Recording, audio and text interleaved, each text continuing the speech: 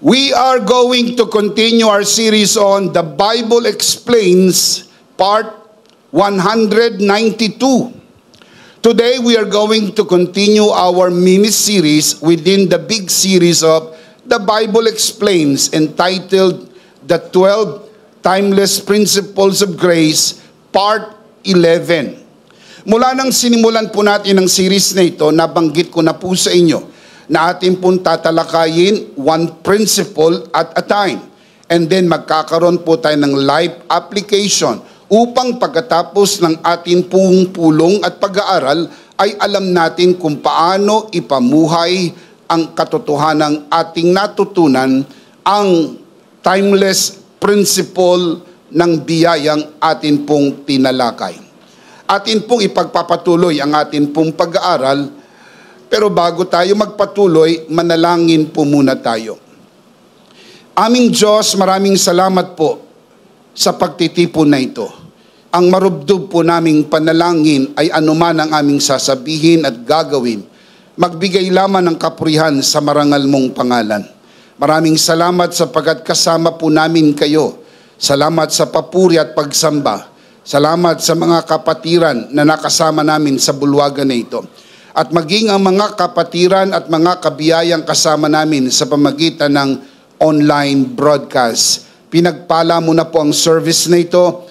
Pinagpala mo na po kaming lahat. Sa pangalan ng aming Panginoong Hesus, ito po ang aming panalangin at deklarasyon. Tayong lahat ay magsabi ng Amen. Palakpakan po natin ang Panginoon. Praise God. Malapit na pong matapos ang atin pong series, as obvious as it can be. Kung 12 po ang timeless principle at tayo po ay nasa pang-11, sinasabi po nito sa inyo na pagkatapos ng ating pag-uusap ngayon, 1 linggo pa ay tapos na po ang series na ito at magsisimula na po tayo ng bagong serye ng pag-aaral. Pero bago po natin dagdagan ng isa pang prinsipyo, atin muna pong silipin at i-review yung unang 10 na atin na pong natalakay. Sapagkat ito po ay mahalaga na atin pong i-refresh ang atin pong mga kaisipan. Dahil sa dami-dami po ng ating mga alalahanin sa buhay, kasama ng mga bayarin. Kaya kung minsan marami po ang nakakalimot sa atin pong aralin. Kaya let's have a very quick review. Ito po ang unang 10 na atin na pong natalakay. You can see this on your screen. Babasahin ko po muna, tapos ihilingin ko po na basahin nyo pagkatapos kong basahin. Timeless Principles of Grace. Number 1, rest in Christ's finished work. Rest in Christ. Number 2, live from your true identity in Christ. Live from your true identity in Christ. Number 3, align every decision with grace.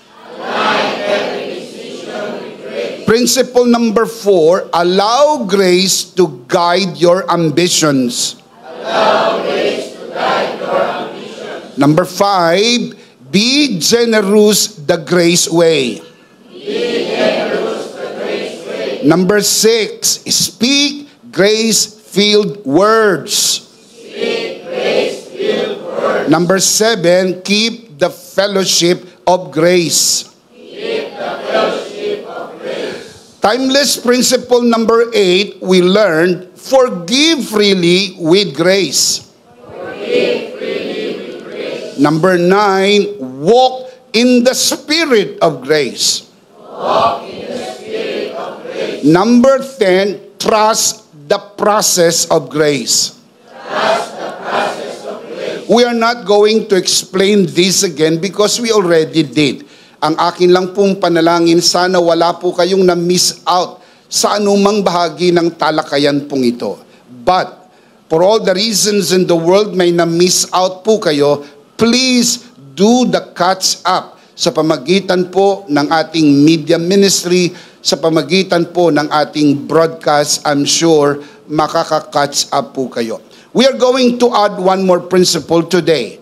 Principle number 11, enjoy God's daily grace. Again, let's read that together. Enjoy God's daily grace.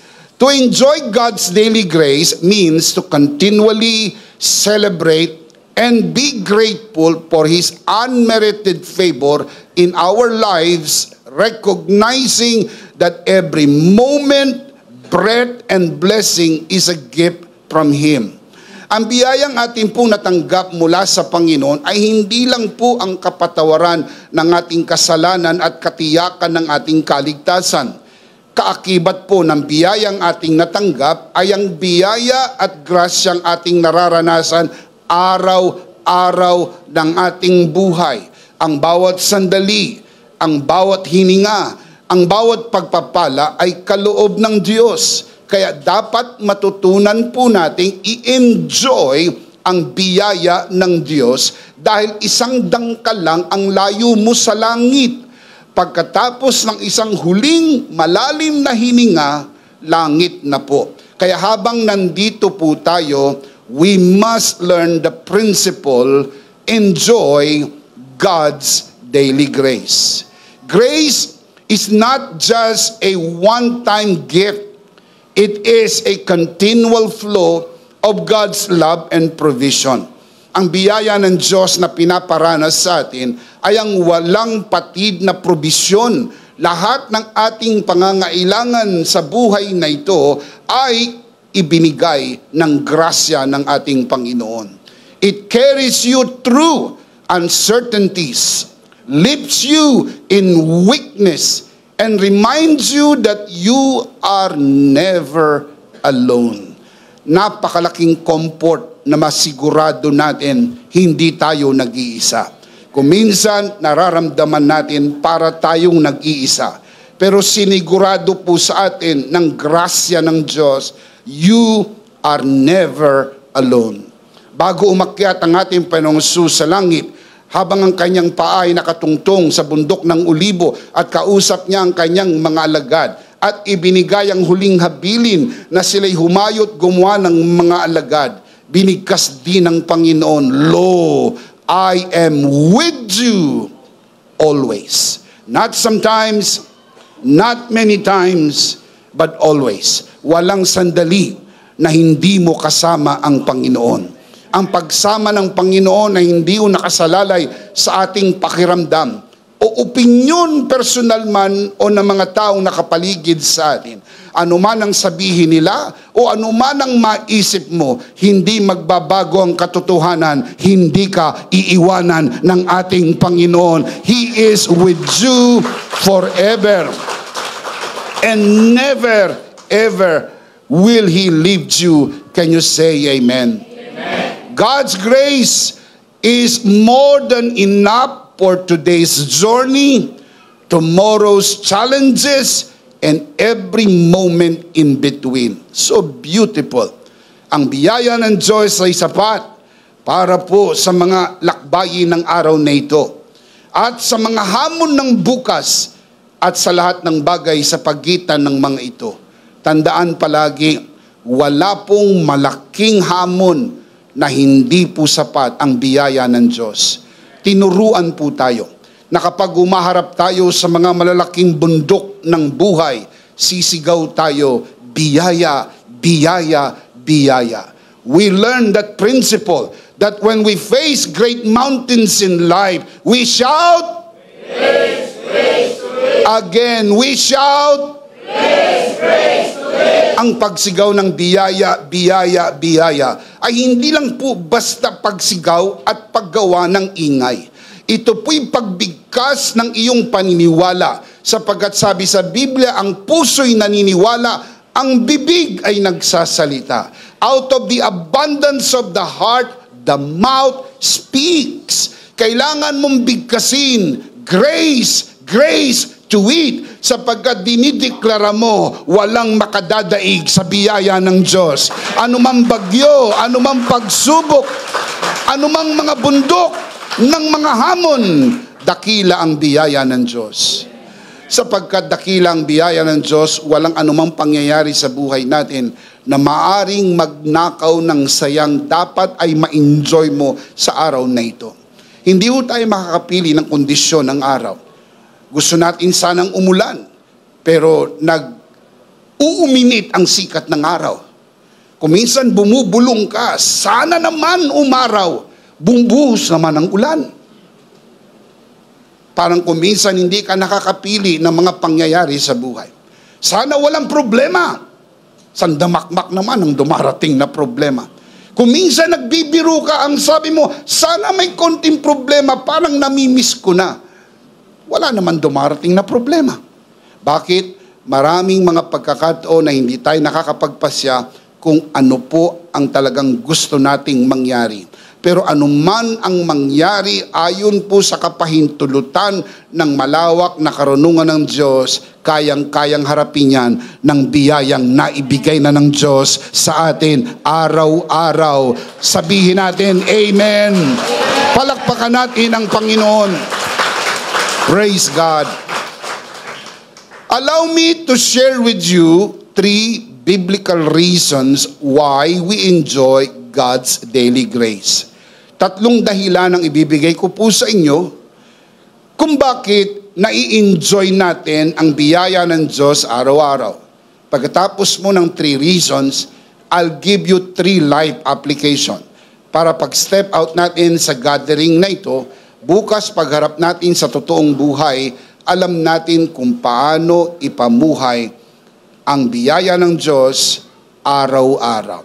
Number 1, grace strengthens us in every weakness. Again, grace strengthens us in every weakness.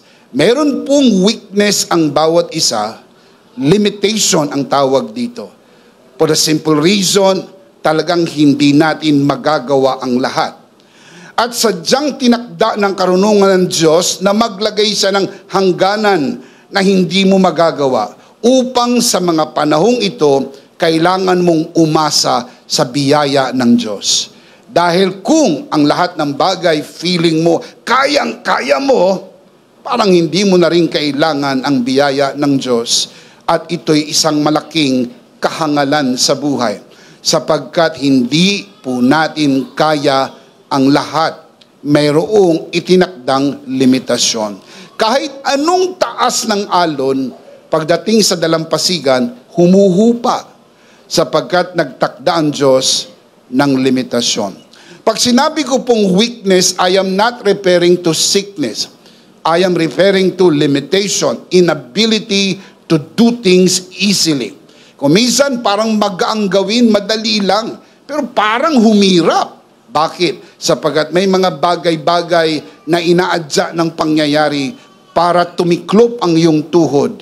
Tumingala ka at magsabi, O Panginoon, kailangan kita sa panahong ito. At sa pagtawag mo, ang Panginoon ay handang saklolo at ang kanyang biyaya ay palaging laan para sa iyo. Can you say amen? Palakpakan si Lord. Praise God. God's grace is not just a concept. It is the power that sustains us in every weakness. When we feel inadequate, His grace is more than enough. Yung feeling mo inadequate, parang kulang ang pinag-aralan ko, parang kulang ang kakayahan ko, parang kulang ang impluensya ko, parang hindi ko kaya yan, then you will realize it is the grace of God there that makes the difference.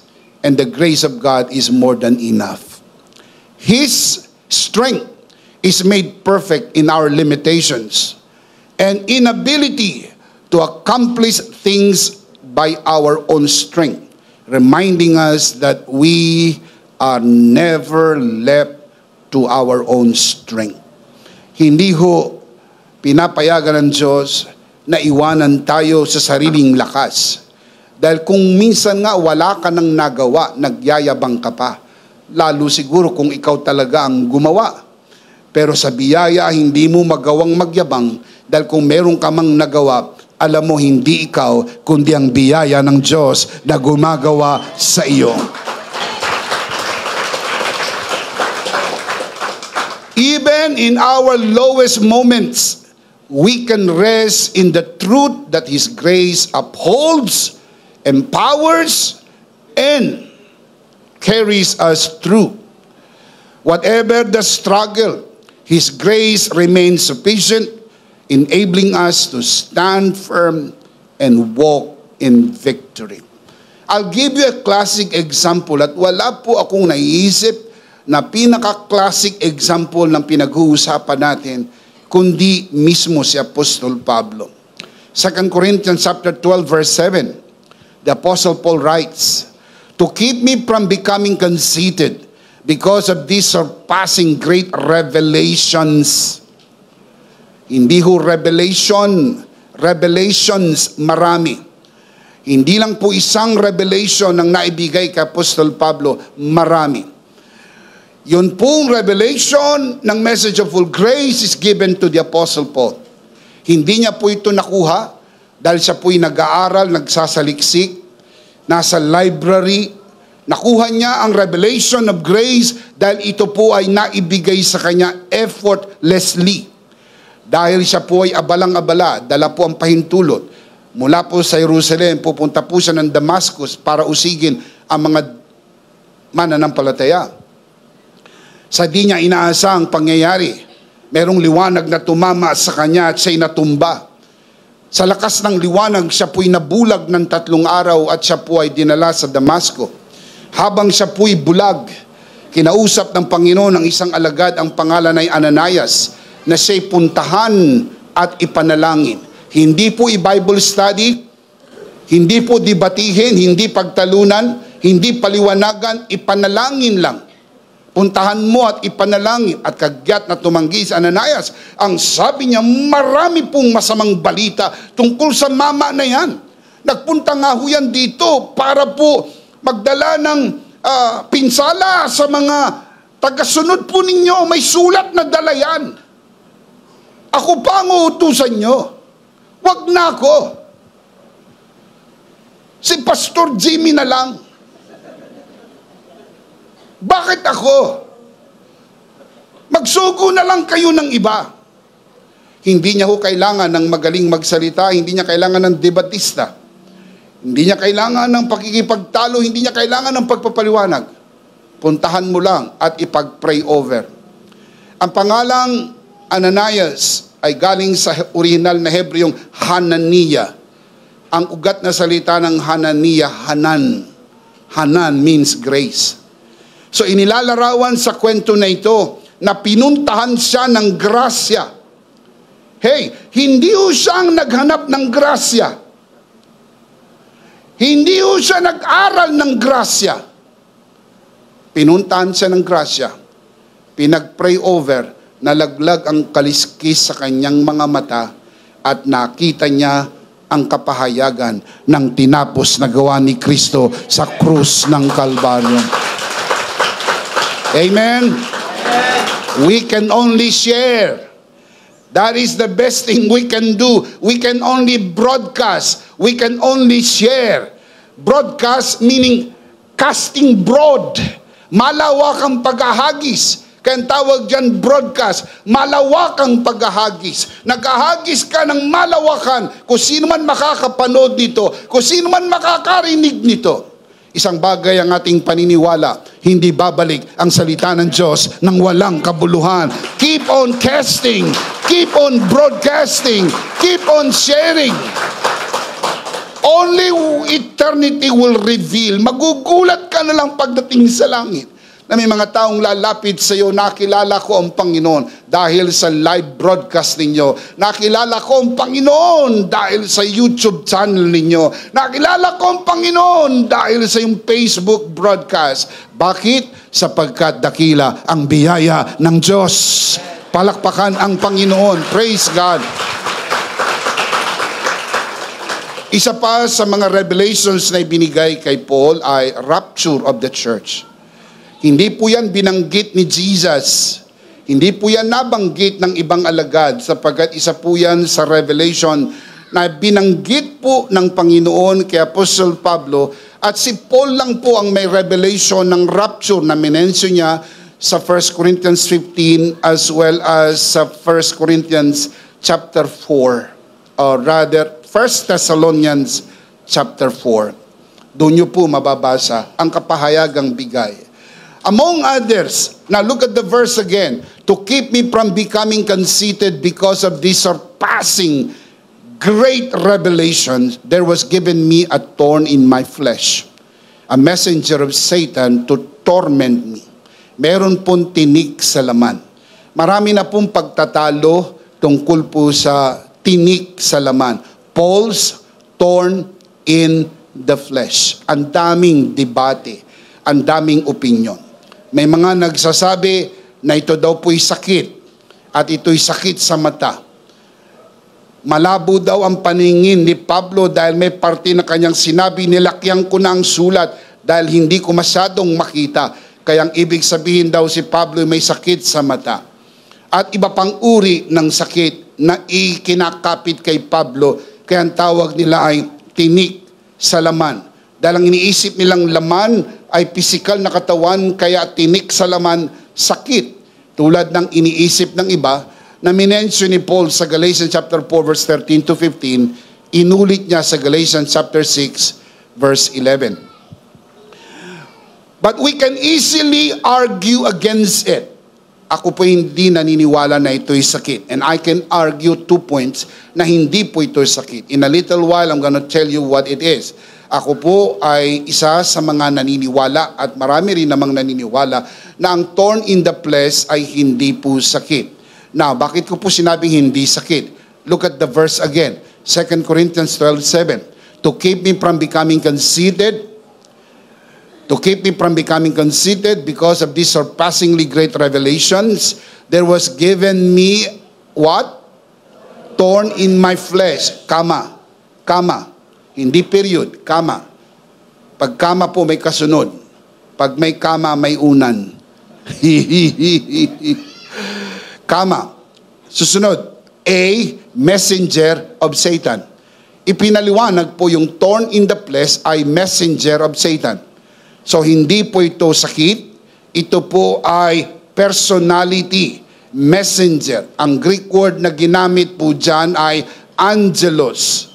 Angelos, messenger of Satan. Typically, it refers to a person or spiritual being, not physical condition. Now, hindi naman po mahirap kausap si Pablo. Kung ang tinutukoy niya po ay sakit, mas madali natin isang maintindihan kung ang ginamit niya pong Greek word ay astheneia, na ginamit niya po sa 1 Timothy chapter 5 verse 23. Now look at the verse. Paul writes to the young pastor, stop drinking only water and use a little wine because of your stomach and your frequent illnesses. Ang Greek word na ginamit ay astheneia, meaning sickness or physical ailment. Ang thorn in the flesh ay hindi po astheneia, hindi po sakit sa kanyang katawan. Now, hindi ko rin naman maaring direktang itanggi sa inyo na maaring meron siyang nararamdaman sa kanyang physical na katawan, tulad ng maaring nararamdaman ng sino man. Ito po'y mga physical challenges. Pero ako'y naniniwala, alam din naman ni Apostol Pablo ang kanyang karapatan at pagpapala at pabor ng kagalingan. Kaya kung mayroon man, ako'y naniniwala, pinagaling na siya ng ating Panginoon. Dahil hindi naman niya ininda ito, bagaman ang mga ito'y naroon, nagpatuloy siyang maglingkod sa ating Panginoon. Paul did not use astheneia. Instead, he used the word angelos Satanas. Angelos Satanas, meaning angel of Satan. A person, maybe, or spiritual being, not a physical condition. So ako'y naniniwala na ang tinik sa laman ay hindi po sakit. Ito po ay mensahero ni Satanas. Ito'y anghel ni Satanas. Ito'y personality. Ito po ay could be a person, could be an angel, could be a demon, or it could be a spiritual being making his life very difficult. Sabi niya, this angel is tormenting me. Ibig sabihin ng tormenting, ang pagkakasalin ay making my life difficult. Pinahihirapan ako. Ang pangalawang option po natin na pwedeng paniwalaan kung ito po ay hindi sakit, which nakakalamang na hindi po ito sakit. Paul was using Hebrew idiom that means enemies on your sides. As mentioned in Numbers 33:35, Joshua 23:13, and Judges chapter 2 verse 3. Na-mention po doon yung Hebrew idiom thorn in the flesh, na ang pinapatungkulan po ay enemies on your side, mga kaaway. Si Pablo po ay may mga kaaway. Dahil siya po ay nagtuturo at nangangaral ng mensahe ng biyaya, meron siyang mga persecutors. Kung uso na ang Facebook noon, siguradong marami siyang bashers. I am very sure. Dahil hindi pa uso ang Facebook noon, ang persecution ay physical, which ipinaliwanag ni Apostol Pablo sapagkat ito po ang kanyang karanasan. To give us the idea, now look at the verse again, 2 Corinthians 12:7, a thorn in my flesh, it's a collective idea, thorn in my flesh, not thorns, hindi ho mga tinik, kundi tinik sa laman. It's a collective idea, a messenger of Satan. Anong ginagawa po nito? To torment me. Ano po ibig sabihin ng to torment me? To make my life very difficult. Magaang sana kung wala ang mga ito. Naglilingkod naman ako sa Panginoon. Bakit may ganito pa? Itong mga ganito pa, yun po yung making your life difficult. Kumbaga magaang maglilingkod sa Lord okay na pero mayroong mga bagay-bagay making your life even more difficult. I believe, this is what I believe. I believe based on context, and in a little while I'm going to show you the context, Paul's thorn in the flesh refers to trials, tribulation, and persecution he suffered, making his service to the Lord very difficult. Now, let me just serve this notice. We are all redeemed from the curse of sin. We are all redeemed from the curse of sickness and poverty. But we were not redeemed from persecution. Ang persecution hindi ho nare-rebuke. Hindi ho nakaka-cast out. Kung nare-rebuke ang persecution, hindi ho napugutan ng ulo si Pablo. Kung nare-rebuke ang persecution, hindi ho napako si Pedro Patiwari. Jesus said, in the world, you shall have tribulation, persecution, and we were not redeemed from that. Hindi tayo natubos sa pag-uusig. At sa mga pag-uusig na ating nararanasan, ito po ay pilit ninanakaw yung saya na ma-enjoy natin yung grasya ng Diyos. Hindi ho kasi komportable si Satanas makita ang magandang takbo ng buhay mo. Hindi niya naman manakaw ang iyong pagpapala. Hindi ka naman niya mabigyan ng sakit sapagkat naniniwala kang pinagaling ka na ng Panginoon. Hindi naman niya manakaw ang pagpapala at pabor na nasa iyo. So gagamit po siya ng angelos, mga tao, demonyo, o mga personahe upang pahirapan ang iyong magaang sanang paglilingkod. That is making your life very difficult. Now, Bishop, how do you know na yan ang tinutukoy ni Apostle Pablo? Because of the context. I believe that you have to interpret the text according to its context. Ang binasa po natin, mga kapatid, ay 2 Corinthians chapter 12. Tanungin ko kayo, bago nagkaroon ng 12, anong chapter muna? Very good. Sa makatid sa 11, nilist down niya yung kanyang mga pinagdaanan. Pagdating sa 12, tinawag niyang thorn in the flesh. Collectively, pinagsama-sama niyang lahat at tinawag niyang thorn in the flesh. Now, let's look at the context. 2 Corinthians chapter 11. Bago nagkaroon ng 12, 11 muna. 11:23. Are they servants of Christ? I am out of my mind to talk like this. I am more. I have worked much harder. Now, nag-enumerate na po siya. I have been in prison more frequently, been flogged more severely, and been exposed to death not once, again and again. Ito yung kanyang ini-enumerate na kanya pong pinagdaanan. Now, look at my eyes. Mas magaang sana kung wala ito. Naglilingkod na ako sa Lord eh. Lord, pwede ba wala nang batuhan? Walang paluan naman. Wala nang ganyan. Naglilingkod na ako sa iyo. Nagsusulat ako. May seminar ako, may conference ako, may Bible study ako, may broadcast ako, etc., etc., just to say this, and then meron pang kulungan? Wag naman.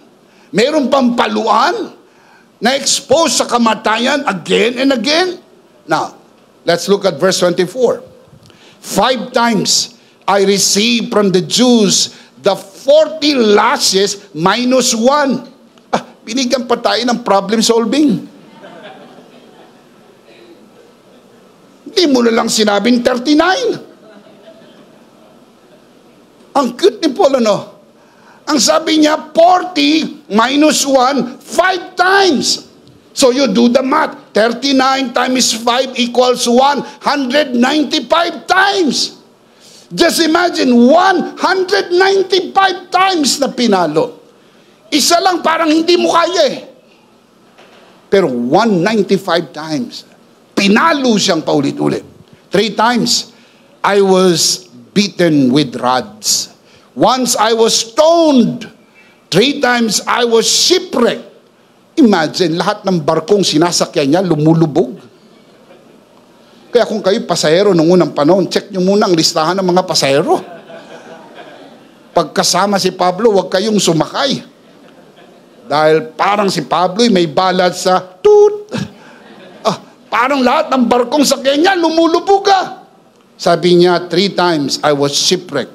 I spent a night and day in the open sea. Ito yung kanyang enumerate. Keep on reading, verse 26. I have been constantly on the move. Kahit na may ganito, walang time out. Hindi ako nag-file ng sick leave. Mababasa nyo nga sa Book of Acts, galing siya sa batuhan, dumudugo-dugo pa yung kanyang ulo sa dami ng tama. The next day, nandun na naman siya sa Derbe. Hindi para magsabong, kundi para mangaral, magturo na naman. Abay, kung yung pastor lang ngayon yan, nakapile na ng sick leave yan. Kung yung mga pastor siguro ngayon na moderno, magkakasakit pa lang, nakapile na eh. Tinatawagan agad yung assistant. Kayo muna mag-preach sa linggo, magkakasakit ako mamaya. Si Pablo may iniinda, may tama ng bato, may bukol, may sugat. I am constantly on the move. I have been in danger. Where? From rivers. In danger from bandits. In danger from my own countrymen. In danger from Gentiles. By the way, yung countrymen, tinutukoy niya mga Jews. In danger from Gentiles. In danger in city. In danger in country. In danger at sea. In danger from false brothers. Wala na yatang lugar na walang panganib ba? Mabuti hindi binanggit in danger on the air. Hindi pa kasi uso aeroplano noon. Pero kung uso na aeroplano noon, sumakay si Pablo, sigurado, mag-crash yun. Lahat na punta niya, ilog, dagat, mga kababayan, mga bandits, mga hintil, laging mayroong panganib. Maging sa mga nagpapanggap na kapatid, false brothers. 27, I have labored and toiled and have often gone without sleep. Walang tulog. I have known hunger and thirst. I have often gone without food. I have been cold and naked.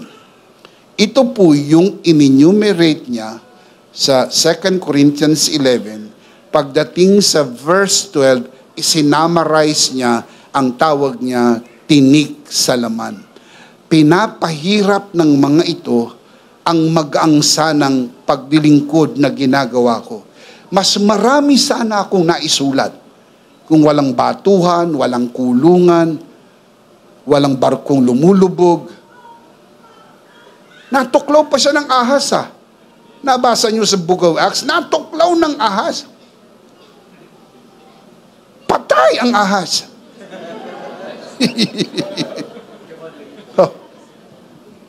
Sobrang pinagdaanan ni Paul. Kaya ito pag pinagsama mo na, thorn in the flesh. This thorn in the flesh prompted the Apostle Paul to pray 3 times. Now, look at 2 Corinthians 12:8. 3 times I have pleaded with the Lord to take it, thorn in the flesh, to take it away from me. Lord, pakiusap ko lang. Alisin mo ang mga pag-uusig, ang kahirapang aking pinagdadaanan. Sumagot ang Panginoon. Narinig ko yung preaching na isang pastor, nanalangin daw si Pablo at hindi sinagot ng Lord. Hindi ata niya nabasa ng malinaw. Sumagot si Lord. Oh, look at verse number 9. But he said, sumagot hindi. Sumagot. Ang problem sa atin, kahit sumagot na ang Lord, ayaw mo pa rin sabihin sumagot na dahil hindi mo gusto yung naging sagot niya. Kaya sabi mo, Lord, di ka pa sumasagot ha? Sabi ng Lord, sumagot na ako. Nagbibingi-bingihan ka. Ayaw mong marinig dahil ang gusto mo lang marinig ay yung komportable para sa iyo. Hindi magaang kay Pablo yung narinig niya. Look at the verse. He said to me, my grace is sufficient for you, for my power is made perfect in weakness. In short, hindi inalis ng Lord ang persecution. They must stay. You know why? Look at my eyes. No servants are greater than the master. Kung ang Panginoon ay dumanas ng mga pag-uusig, hindi tayo exempted. Dadaan tayo sa mga pag-uusig. Kukutsain ka, pagtatawanan ka, gagawang ka ng kwento, aalimurain ka, ibabaser ka, pero huwag mong patulan, umatras ka at sabihin mo, dakila ang biyaya ng Diyos. Dakila ang biyaya ng Diyos. Amen! Mga kapatid, magagalit ka ba pag may taong nagsabi sa iyo, ang pangit mo? Well, Bishop, depende. Kung may nagsasalita ay pangit. Paano kung may magsabi sa iyo na isang bulag, ang pangit mo? Magalit ka? Wag. Dahil pag nagalit ka, pangit ka talaga. Dahil pati bulag, pinatulan mo. Kaawaan mo yung bulag at sabi mo sa kanya, naaawa ako sa iyo, bulag.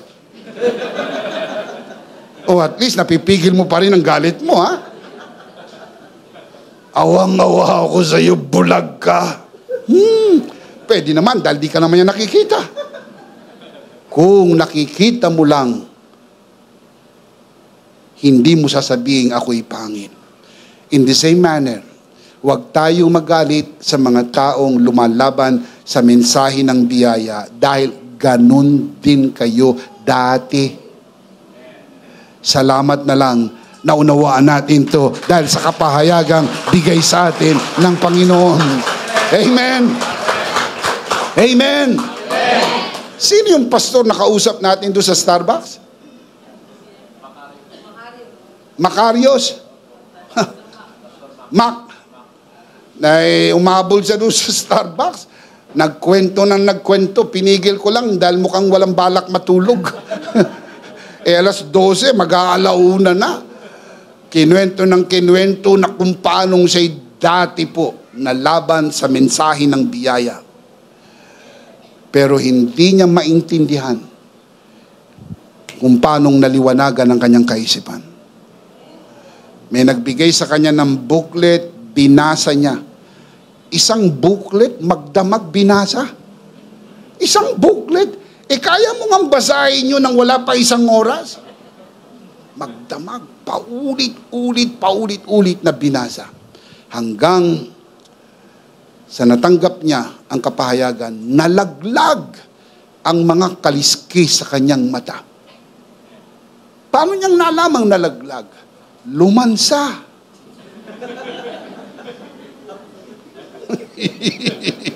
Sa paligid. At nakita niya, dakila ang biyaya ng Diyos. Palakpakan si Lord. Praise God. Amen. Kumisa ng panalangin natin, Lord, pwede po ba pakialis niyo itong karga-karga ko, ang bigat? Sumagot si Lord, hindi ko aalisin yan. Pero huwag kang mag-alala. Palalakasin ko ang likod mo ng biyaya ko. Kaya mo yan sapagkat nasa iyo ang biyaya ng Diyos. Amen? How do we know for sure? Keep on reading. He said to me, my grace is sufficient for you, for my power is made perfect in weakness. Yung weakness mo dyan, hindi sickness. Inability to do things easily. Now, look at the next line. Therefore, ito ang kanyang response.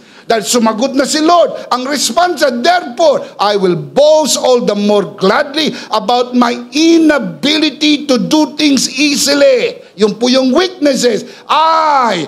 Sabi niya, I will boast all the more about my weaknesses so that Christ's power may rest on me. Verse 10, that is why, for Christ's sake, I delight in what? Not sicknesses. Sickness and poverty, we are all redeemed. Si Kristo, bagaman mayaman, naging mahirap, alang-alang sa atin upang sa kanyang paghihirap, guminhawa ang ating buhay. Ba't si Pablo ay dumanas po ng gutom, uhaw? Bakit kung yan ay pinagpala at pinaburan? Bakit siya nauuhaw? Bakit siya nagugutom? Yun po'y part ng persecution. Kahit blessed and highly favored ka, pag may persecution, dadaanan mo yon. Pero itong mabuting balita, hindi po persecution sa lahat ng panahon. Only for a season ng life mo. At pagkatapos ng mga pagsubok, pagkatapos ng mga pag-uusig, malalasap mo ang biyaya ng Diyos at pagpapala ng Diyos. Look at the verse, I delight in weaknesses, meaning inability to do things easily. What else? Insults. What else? Hardship. What else? Persecution. What else? Difficulties. For when I am weak, then I am strong. Dumating sa kanya ang maliwanag na revelation, hindi po tayo exempted sa persecution. It could be torn in the flesh. Pero tandaan po ninyo, pagkatapos po ng lahat ng ito at maging sa gitna ng mga ito, hindi ka po ma-deprive, ma-enjoy ang biyaya ng Diyos. Dahil ang biyaya ng Diyos ay nasa iyo na. Palakpakan po natin ang Panginoon. Amen. Praise God. Life brings challenges, but God's grace always enough to sustain us. No matter our weaknesses, struggles, or burdens, His grace strengthens us. With this, we rejoice and enjoy God's daily grace. Tandaan po natin, grace strengthens us in every weakness. Anumang limitasyon, edukasyon, kakayahan, anumang limitasyon na mapwede mong tawaging weakness, grace will strengthen you and you will enjoy the grace of God. Just always affirm, nasa iyo na ang biyaya ng Diyos. Amen? Number 1, grace strengthens us in every weakness. Number 2, grace renews us every morning. Pagkalipas ng magdamag, may bagong umaga, may sariwa. na biyaya ang laan ng Diyos para sa iyo. Grace renews us every morning, reminding us that each day is a fresh start because of His unfailing love. No matter what yesterday held, His mercy are new every morning, sustaining, strengthening, and refreshing our souls. Gaano man katagal ang buong magdamag, maganda ang umaga. Ano sabi ng Lamentation 3:22-23? Because of the Lord's great love, we are not consumed, for His compassions never fail. They are new every morning. Great is your faithfulness. Can you say amen? Pwede kong ilarawan po sa inyo ang kadakilaan ng biyaya ng Diyos sa pamagitan ng probisyon na ibinigay ng Diyos sa kanyang bayang Hebreo sa panahong sila'y nasa disyerto. Hindi ho nagmintis ang pag-ulan ng mana araw-araw. You can read in the Old Testament, tumigil lang ang pag-ulan ng mana the day they entered the promised land. Pero while they are in the wilderness, walang araw na hindi umulan ng mana. I'll show you the verse. Exodus 16, verse 4. God tells Moses, sabi ng Diyos kay Moses, para sabihin sa bayang Israel, I will rain down bread from heaven for you. The people are to go out each day. Bawat araw, tuwing umaga, each day, and gather enough for that day. Hindi ka pwedeng mag-ipon ng tinapay para sa susunod na araw. Yun lang araw na yon, yung consumption nyo sa araw na yon. Yung iba, pasaway. Talagang may mga pasaway eh. Sabi nila, nako, baka bukas hindi umulan ng mana. Kailangan waes. Nagtabi sila. Sabi sa Bible, napanis, inuod, sapagkat kapag sinabi ng Diyos, araw-araw uulan ng mana, maniwala ka, walang araw na hindi uulan ng mana dahil hindi mabibigo ang Diyos sa kanyang pangako. Ano ba itong tinapay na ito? Pakita ko po sa inyo sa Exodus 16:14. When the dew was gone, hamog. Hahamog. Na hindi po yan mga pandesal na bumabagsak. Mas matindi kung paulan ng kayo ng Diyos ng putok. Alam niyo yung tinapay na putok? Tigas. Yung putok, tapos sa ibabaw may tawas. Alam niyo yun? Oh. Asukal ba yun? Kala ko tawas eh. Oh, di ba? Mantakin ninyo, layo ng langit kung nagpaulan ng Diyos ng putok, putok-putok ang ulo mo. Hindi. Napaka-banayad. Hamog yan, hamog. Bababa yung hamog. When the dew was gone, thin flakes like frost on the ground appeared on the desert. Una, hamog lang yan. Pero, pag natuyo na yung hamog, nagiging flakes na po. Now, walang idea ang marami kung anong klaseng tinapay po ito. Pero at least nakunan ng picture ito. Ipapakita ko sa inyo yung picture dahil nung unang panahon, meron pong nakakuha ng picture. Tignan nyo ang picture. Yan ang picture. Bisa, paano ka naging sigurado? Bakit? Saan po galing? Sa sky. Sky flakes.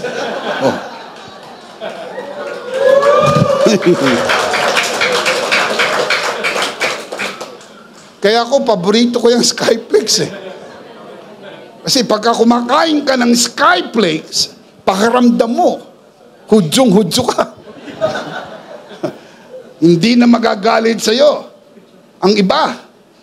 So, may mga iba ang paniniwala. Wala akong pakialam sa kanila.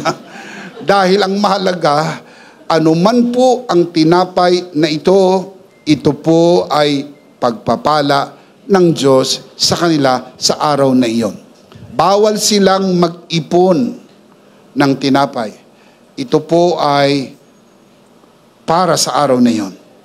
Tapos, pagdating sa Exodus 16:31, tinawag nila itong mana. Na hindi po ang Diyos ang nagtawag ng mana. Mga tao na lang po ang tumawag nitong mana. The Israelites called it mana.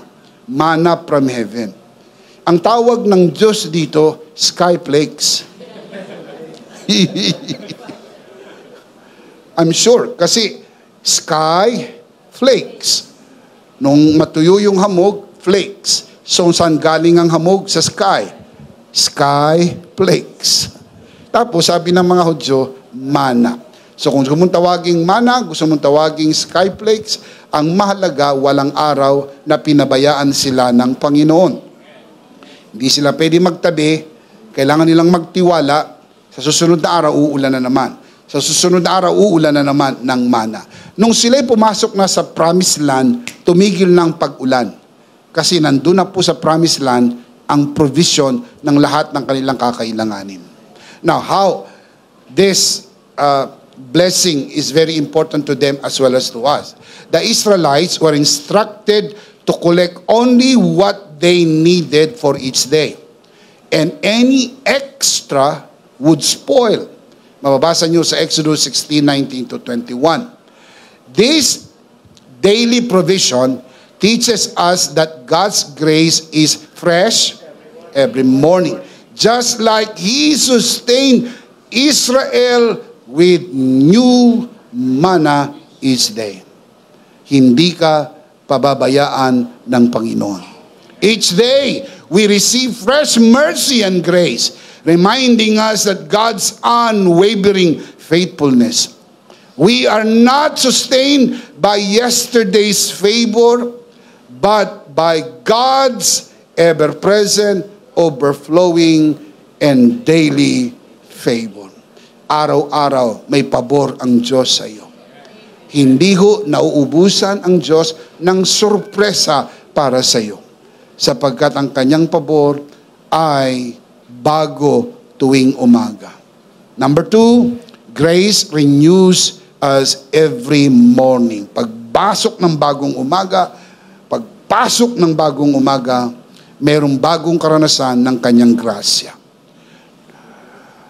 Number 2, grace renews us every morning. Number 3, grace secures us in hope. Tinitiyak ng biyaya ang ating pag-asa. Kasi po yung biyaya ay may dalang pag-asa. Kaya kapag nasa biyaya ka, hindi ka dapat mawalan ng pag-asa. Kaya hindi sumasagi sa isip ng mga nasa biyaya ang magpakamatay.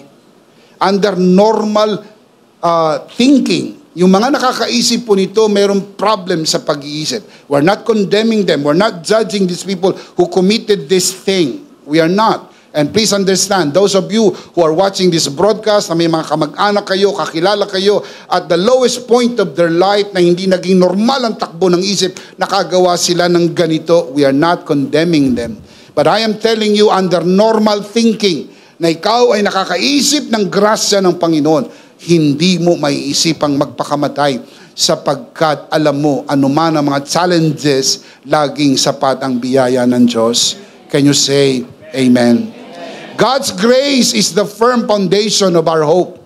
It assures us that no matter what we face, we are anchored in His unchanging love and faithfulness. Yun yung ating angkla, yun ang ating foundation. Hindi mauuga sa katotohanan, dakila ang kanyang katapatan at hindi nagbabago ang kanyang pag-ibig at biyaya. His grace not only saves us, but also sustains us, assuring us that our future in Christ is secure. Sigurado ang ating future. Hawak ng Panginoon ang ating future. Hindi natin alam kung anong mangyayari bukas. Pero ang nakakaalam ng bukas, hawak niya ang ating buhay. Sapagkat hawak niya ang ating buhay, wala tayong pangamba, anuman ang mayroon ng bukas, sapagkat dakila ang biyaya ng Diyos. 2 Thessalonians 2:16, the Apostle Paul writes, May our Lord Jesus Himself And God our Father, who loved us, and by His grace, He gave us eternal encouragement and good hope.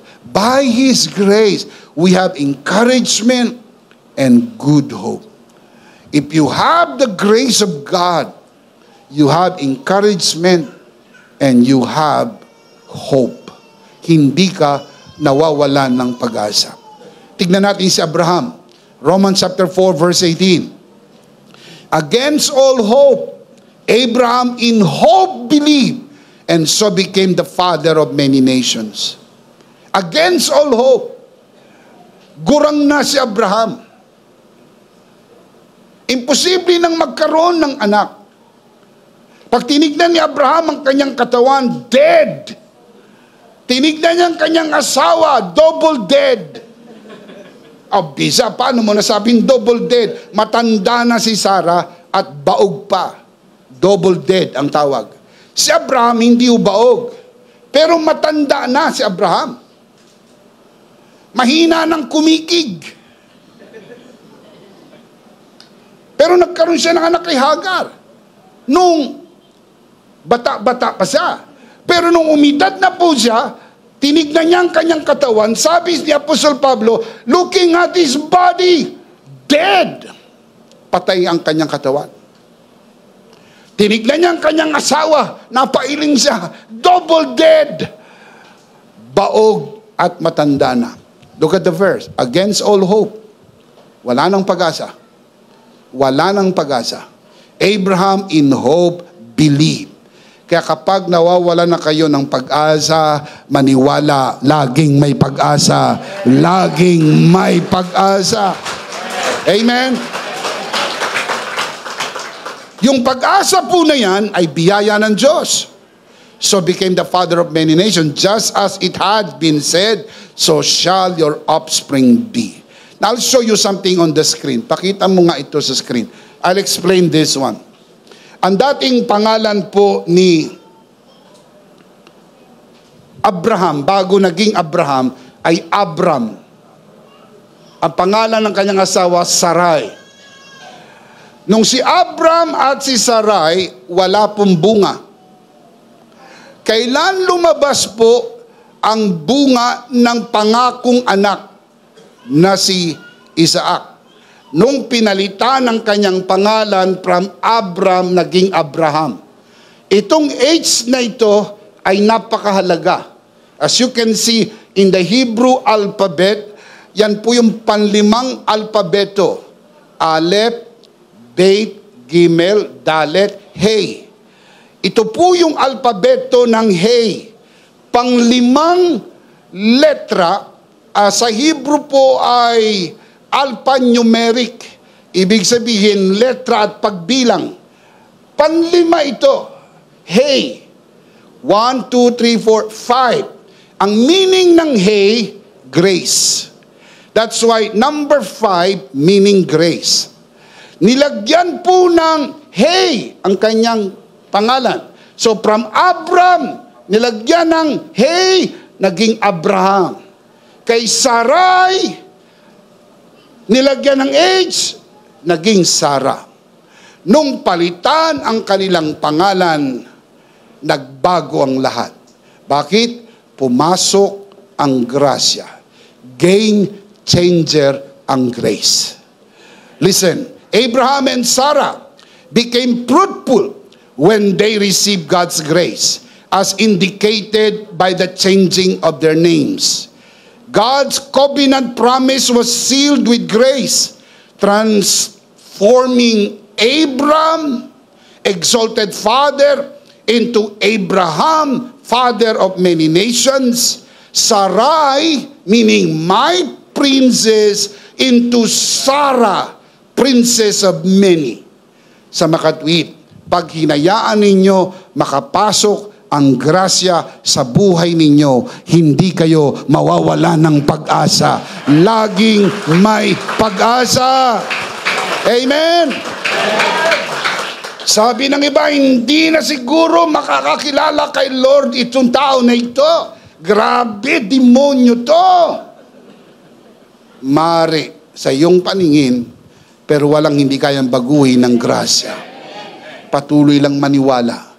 Patuloy magdeklara. Inulit ko, wag lang maniwala. You have to declare what you believe. You have to declare Abram to Abraham. Kaya pag tinatawag siya ng Diyos, Abraham, God is making a declaration, you are now the father of many nations. Sarai to Sarah. Mga kapatid, nakapasok na po ang grasya sa atin. Kaya meron tayong pag-asa at laging buhay na pag-asa because Jesus is our living hope. Jesus, only Jesus is our living hope. Shout amen. Let's see them again. 3 biblical reasons why we enjoy God's daily grace. Look up here. Let's read them out loud. Number 1, because grace strengthens us in every weakness. Number 2, Grace renews us every morning. and number 3, Grace secures us in hope. grace strengthens us, grace renews us, and grace secures us. Kaya po itong grasyang ating natanggap, it's not a one-time, big time. It is a living grace na natanggap natin na may epekto sa pang-araw-araw nating buhay. That is why we can enjoy God's daily grace. Let me give you the life application. 3 life application. Number 1, start each day with gratitude for His grace. Huwag magsimula nagrereklamo, galit sa mundo, galit sa gobyerno, galit kung kani-kanino. Huwag. Simulan mo ang araw na ikaw ay nagpapasalamat sa Diyos. Bakit? Kagabi nung matulog ka, may kasabay kang natulog sa ibang parte ng mundo. Ang marami sa kanila hindi na nagising. The mere fact na nagising ka, kahit ano pa nga harapin mo, magpasalamat ka because it is one thing so beautiful to be alive. At least buhay ako. I still have life today. Amen. Each new day is a gift, a fresh opportunity to walk in God's abundant grace. When we start with gratitude, we acknowledge His sustaining grace. No matter what lies ahead, His grace is more than enough. Remember, Psalms 118:24, this is the day the Lord has. I will rejoice and be glad in it. Magsaya ka. Araw na gawa ito ng Panginoon. It's a new day. It's a great day. The day the Lord has made. The most practical way to do that, is you start the day with our daily grace. Wala po ko naiisip na pinaka-practical na paraan. That is why I am suggesting this to you. Start the day with ODG. Start the day with our daily grace devotion. You begin to declare that this day is blessed by the Lord. And I speak life, blessing and favor today in Jesus' name. Remember that famous line there? Every day I speak life, blessing and favor today. Maring may bagyo, may pagsubok, may mga harapin tayong mga challenges. But I speak life, blessing and favor today. Do the ODG. You try it. Huwag niyo sabihin, huwag, nang hindi niyo pa nasubok. Subukan po ninyo. At kung nagwo-work sa inyo, huwag niyong tigilan. Sapagkat that is the most practical, the easiest, the fastest. Less than 5 minutes. Mauna mo pang matapos ang ODG bago mo maubos ang kape na iniinom mo. Kaya pwede mong pagsabayin, kape at ODG. While drinking your coffee, you read the ODG. Kompleto yan. Meron po yang exhortation, meron po yang application, meron po yang prayer. And all and every day. Can you say amen? Number 1, start each day with gratitude for His grace. Number 2, extend His grace to others every day. I-extend mo yung grasya ng Diyos sa ibang tao sa araw na iyon. Sa araw na iyon. Enjoying God's grace means living it out. Choose to forgive. Show kindness. Extend love even when it is undeserved. When we reflect God's grace to others, we deepen our experience of His joy. Lumalalim yung ating karanasan ng tunay na saya. Maging polite. Nag-good morning sa iyo. Mag-reply ka, good morning. Nag-good morning sa iyo. Para kang bato. Buti pa ang bato, kahit gaano katigas, nauuka sa tikatik ng ulan. Pero, may bumati siya, good morning, good morning. Oh, dapat nga ikaw pa ang unang bumati. Binati ka na ng asawa mo, good morning. Parang wala ka narinig. Manong mag-reply ka rin, good morning to... Oh, be gracious, share the grace of God, the joy. Magpatawad. Natapunan ka ng kape, sorry. Oh, ano sasabihin mo?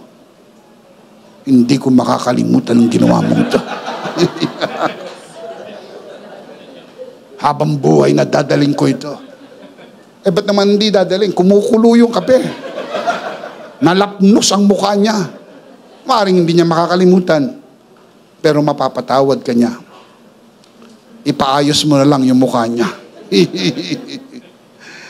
Now, saying this lightly, but magiging masaya ang araw kung mapagbiyaya po tayo. Huwag tayong magalit kung nasingitan ka. Okay lang. Minsan nagdadrive ka, biglang may sumingit, galit na galit ka, gusto mong habulin.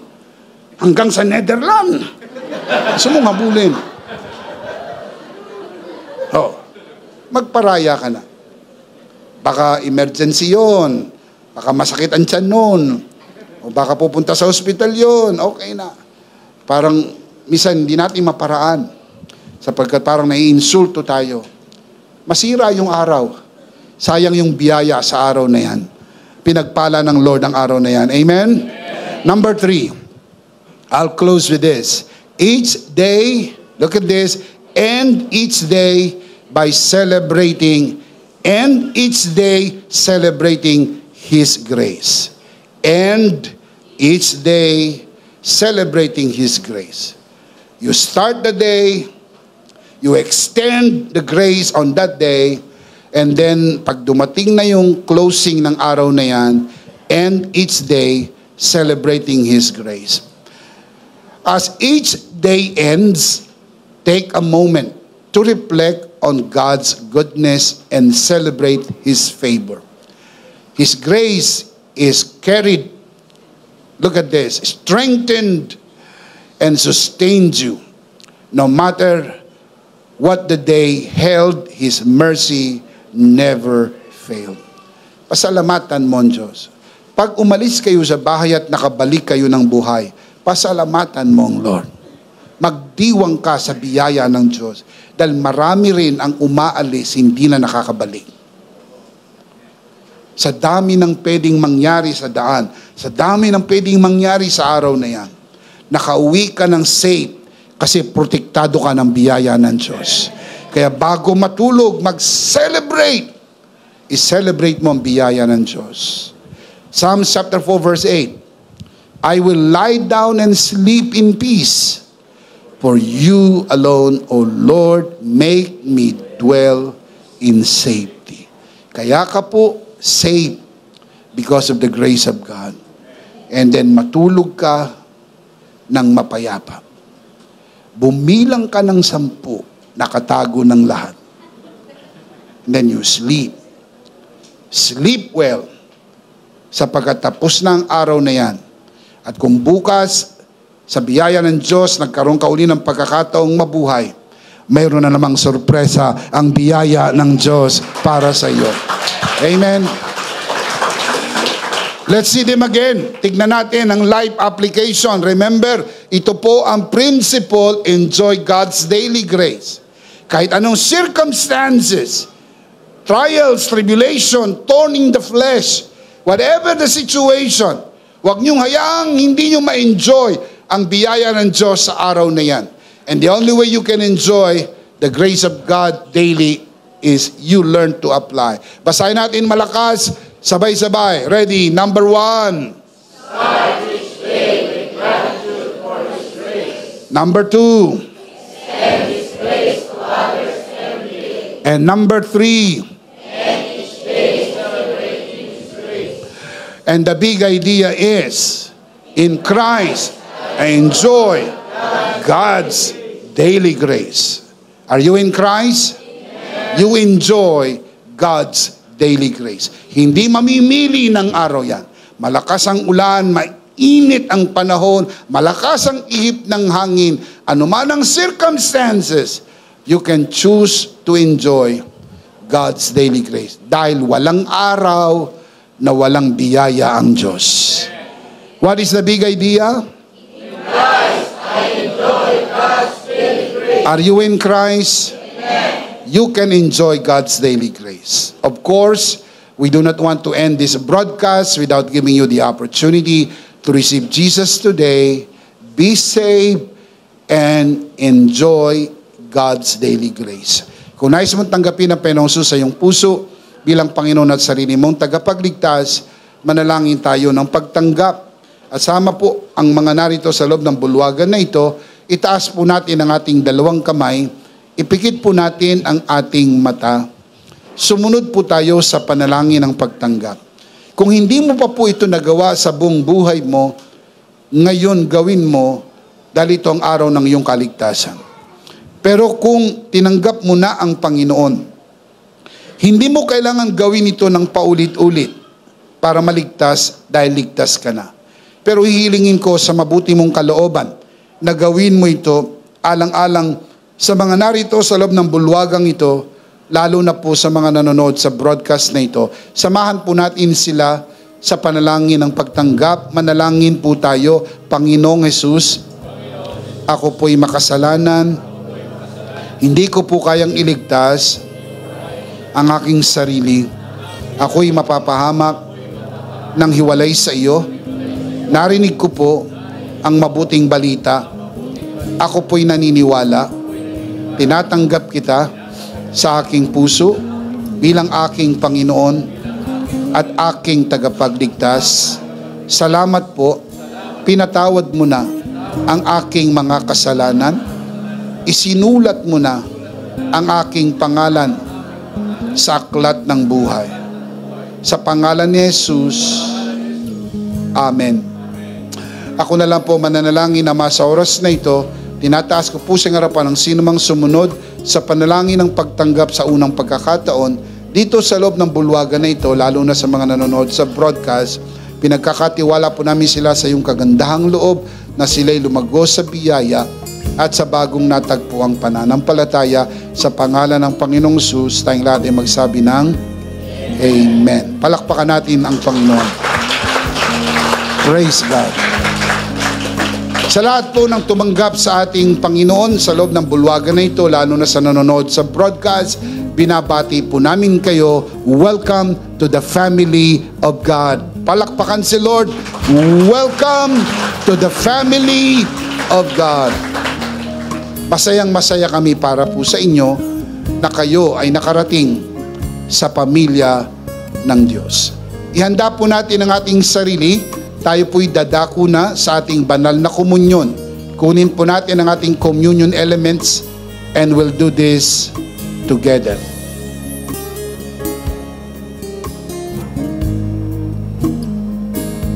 All right, let's do this together mga kabiyaya.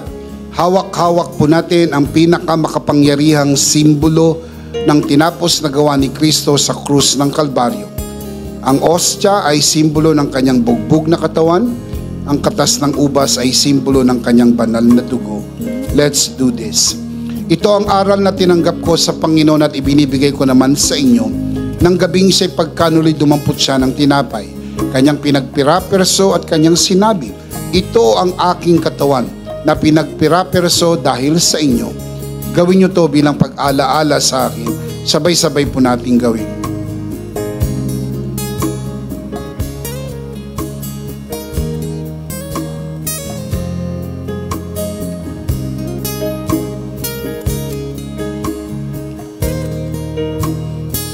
Gayon din naman matapos maghapunan ay kanyang hinawakan ng saro at kanyang sinabi, ito ang saro ng bagong tipan na pinagtibay ng aking dugo. Gawin niyo to bilang pag-alaala sa akin. Sabay-sabay po natin gawin.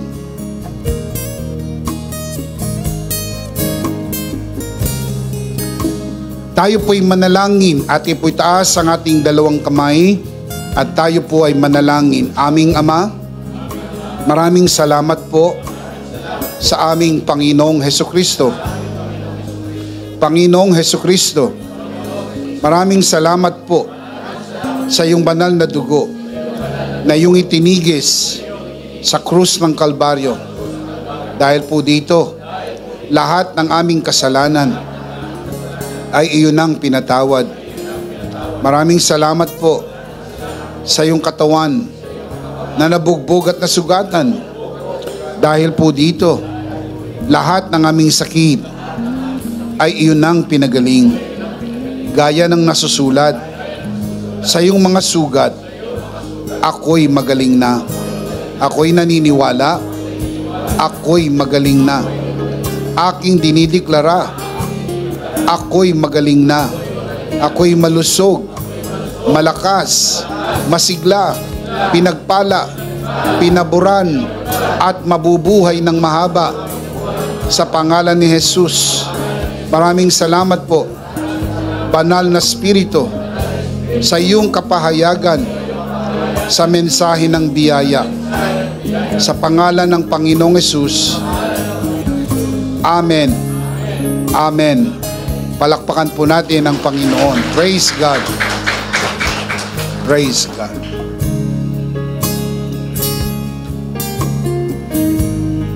Isang beses pa, malakas, sabay-sabay. Ano po ang ating digay-diya? In Christ I enjoy God's daily grace. Mas malakas pa dyan. In Christ I enjoy God's daily grace. Are you in Christ? Amen. You enjoy God's daily grace. Can you say amen? Amen. Last of all, let me speak to your heart, you who are watching this broadcast. If this broadcast has blessed you, and if not asking too much, I would like you to bless this ministry with your love offering so that together we can reach the world with the message of full grace. And from the bottom of our hearts here at EMI, we would like to say thank you for giving to the Lord. We'll see you next Sunday, purposely on site, but definitely we'll see you again online. Ako po si Bishop Emmy, kasama po si Pastora Jo at ang kabuuan ng The Lord's Community and EMI Broadcast. Maraming salamat po. Stay a bit for more announcements. Stay blessed and stay connected. Always remember, in Christ you are forever. Charito!